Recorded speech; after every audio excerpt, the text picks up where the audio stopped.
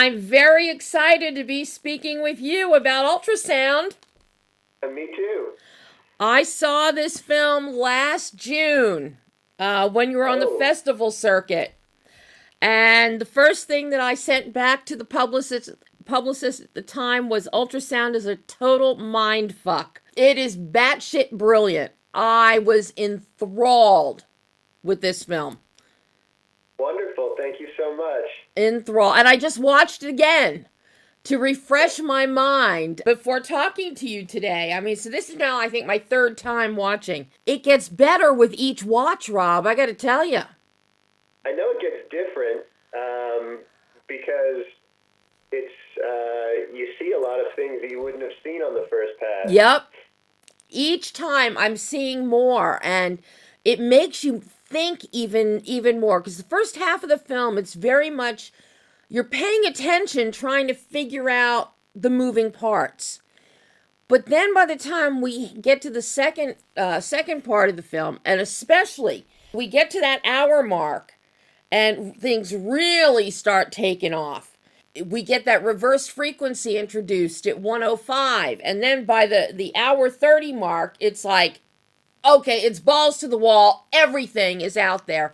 And it is delightful insanity. I love it. One of the great elements here, two great elements that this film is that you have just done wonders with.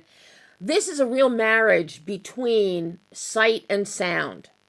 One isn't going to work without the other in telling this story. And I have to say, your use of sound with frequency tones, balancing with thunder and heavy rain versus subtlety of faucets in another room, chimes, really great elements that are punctuated with Zach Engel's kind of electronic scoring that uses sonic noise.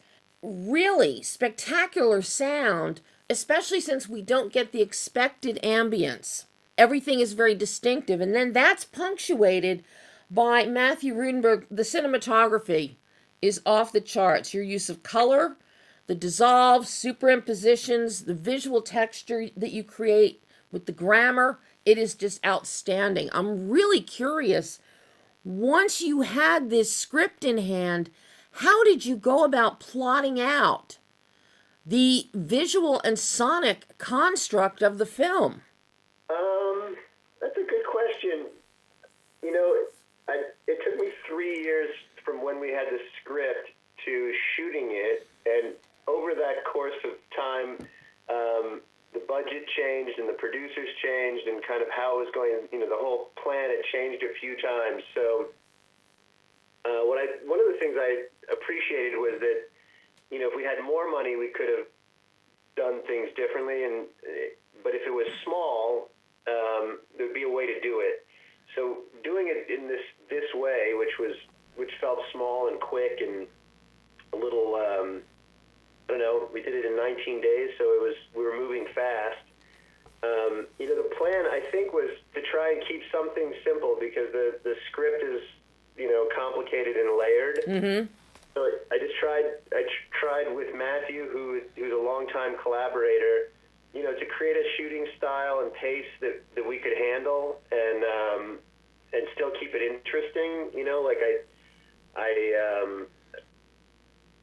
we tried to find interesting angles, and even if we didn't have the biggest setup, you know, we wanted to make each shot kind of something special.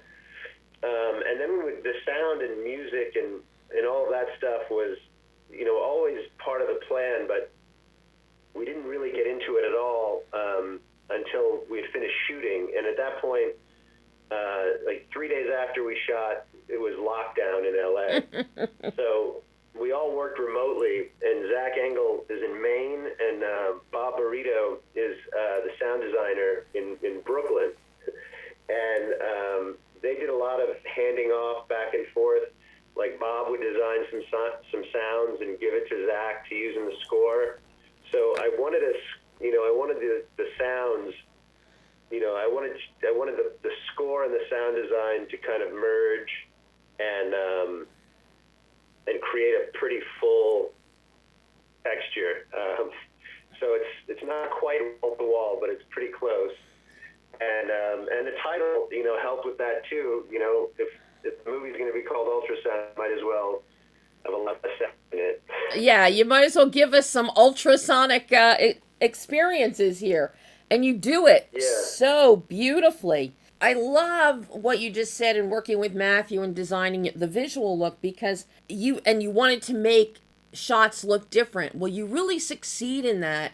And you take some of those claustrophobic, labyrinth, narrow hallways, concrete, barren. You change it up with light. The color palette of red, yellow, and blue that you use with lights and with delving into these experiences that Glen and Cyndi are having is very effective. But then you also, we don't see it that often in films, but you and Matthew make use of, you've got some great fisheye lensing angles in there.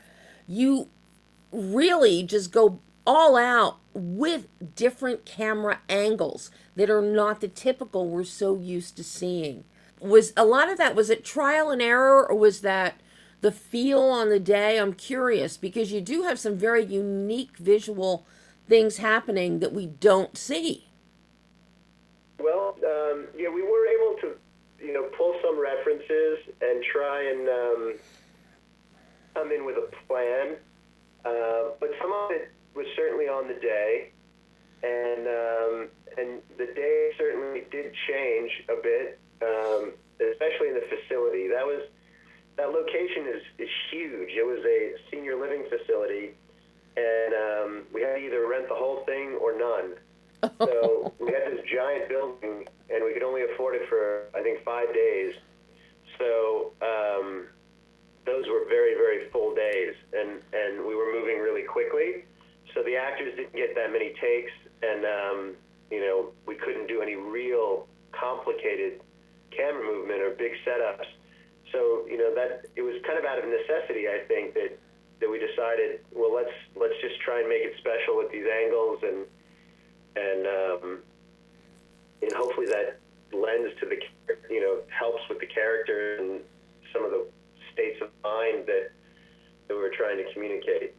Well, it definitely worked to your favor.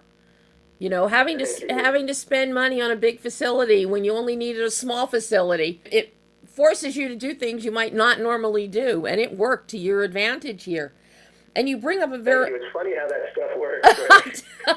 Turns out to help you. Because I'm sure you got this big facility and you're thinking, wow, I can do this and I can do this and we can set up here and there. And then you get a price tag and it's like, okay, I got money for 5 days.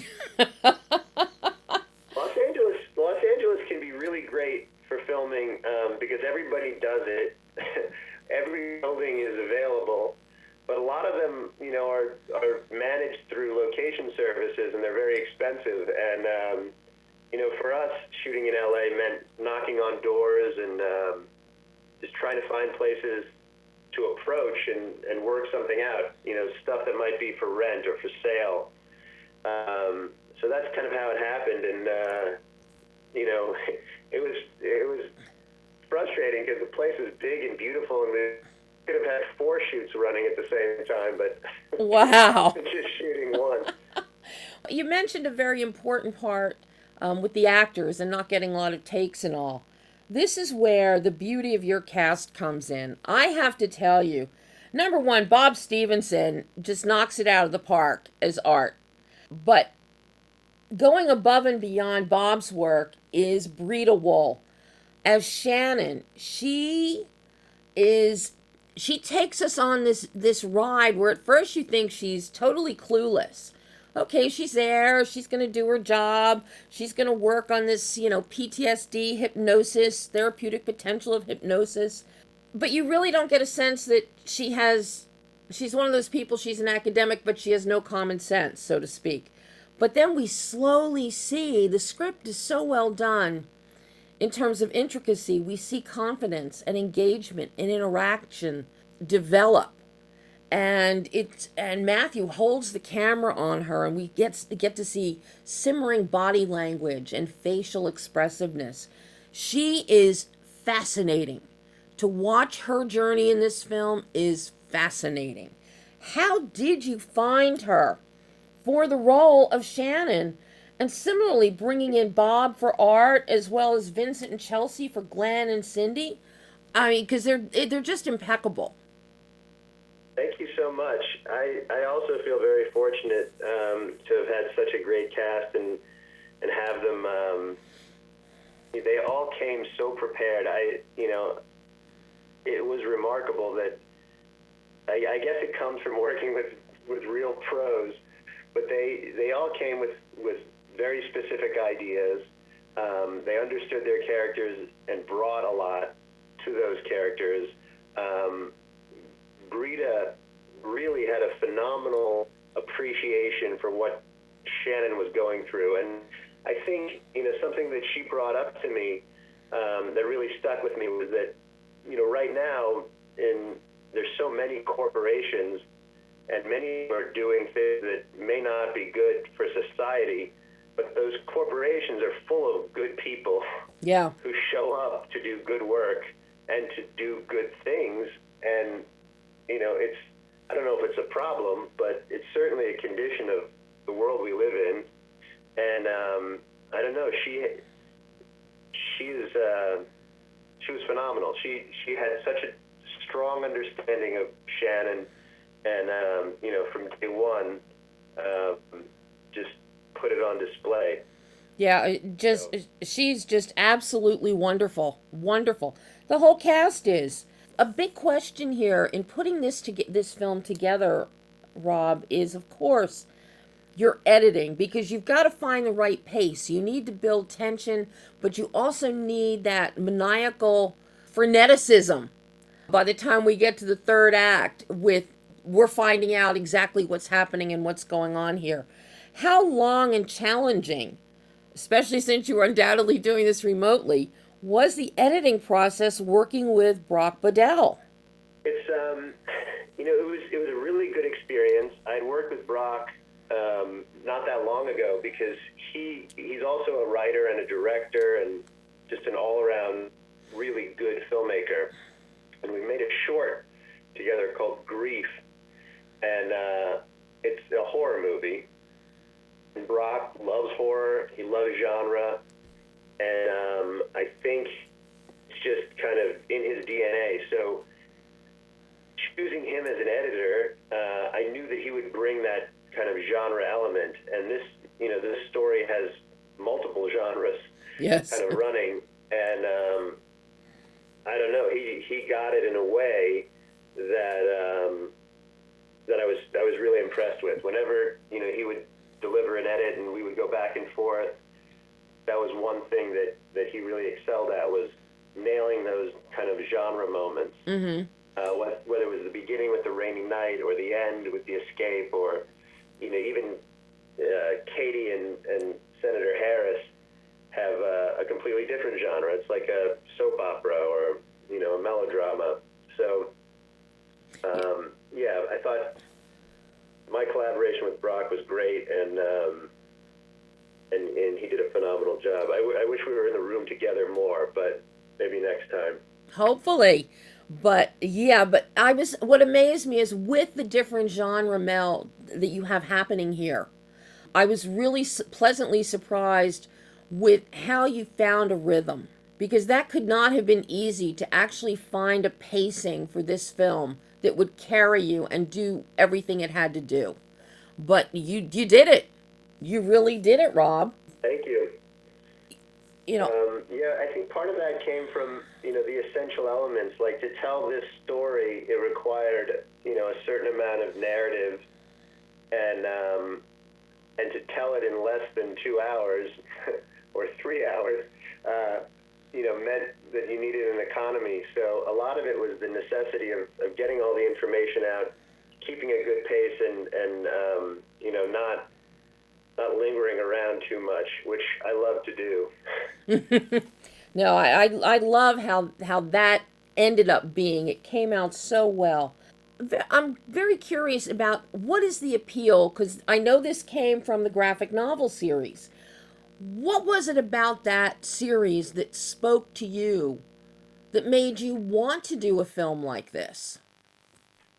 I think it was the experience of reading it. Like I like to immerse myself in graphic novels, and I'll dwell on the artwork and the technique, and um, you know, I felt weird and confused and unsettled when I read it, and I'd only read half of it when I reached out to Connor because it hadn't all been published. But I think it was all there. So I think the stuff that you're talking about that felt kind of intriguing was there in the book, and it also felt cinematic in some way. Like, I know Connor loves movies, and I'm sure it was an influence on him. So maybe in the back of his mind somewhere, he was making a movie the whole time. Well, I have one last question for you, Rob, because this is not only your first feature, but it's a big departure from doing a series like Actors on Actors. What was the learning curve like for you, jumping into first feature, one that has so many elements and melding these genres? What did you learn about yourself as a filmmaker, as a director, that you can take forward into future projects now? What did I learn from this project, or what Yeah. did I learn prior? No, from this one, because this one is, this is a great departure from Actors on Actors. Oh yeah. I mean, the one thing that keeps coming up, and this is something I may have learned a little bit before making this film, but the one thing that's very important, and I think it probably applies to a lot of projects, is that you really need a good list of priorities, because you can't do everything. So, for me, if you can prioritize, then you stand a much better chance of succeeding. So, maybe I would have liked to have had better locations, or maybe I wish I had more money for set dressing or production design or whatever that is. But every step of the way, you make these decisions about what's most important. And I think for this film, the performances and the actors were probably more important than some of the other elements. And maybe the next film it'll be different, but you better know what's most important, because I've never seen a film project where you get everything you want. So it's you better prioritize. Oh, Rob, I hope you're going to make another film. I want to see more features from you after this one. Thank you so much. That's the highest compliment. I really want to see more from you. I love your vision, your directorial vision, and I love your directorial voice. Thank you so much. Oh, Rob, thank you so much. And hopefully we'll get to do this again in the future. That'd be great. Bye bye.